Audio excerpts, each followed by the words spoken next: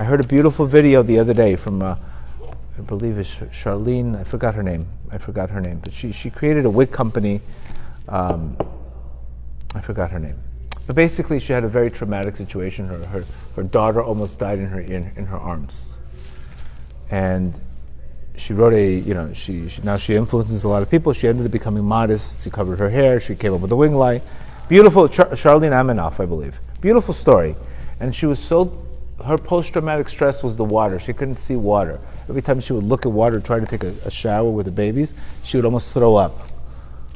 But if she looks at that water didn't drown her. It was traumatic, but because of that water, because of that post-traumatic stress, she's able to change lives of thousands of people today. So really, it's post-traumatic growth. That same water now helps people today. Because of that post-traumatic stress, because of that pain, now becomes a fuel for growth. And this is why he always gave that mashal in life. Yes, chandeliers are going to break in your life. They're going to break. But the difference is, you're always supposed to build a bigger chandelier. Always put a bigger chandelier. Never make a smaller. The purpose of something breaking is not to go smaller and lose your self-esteem and hide away from yourself. It's to go bigger. Because ultimately failure gives you a new perspective. It's not to run away from it, it's to approach it.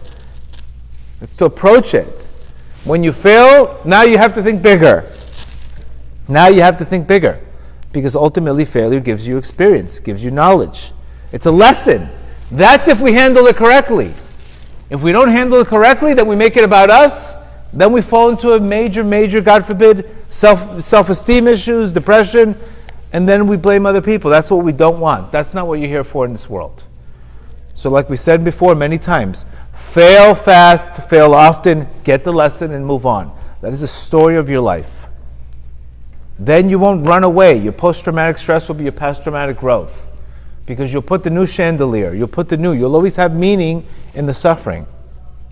So that's ultimately how we have to deal with pain. Pain is always a growth opportunity.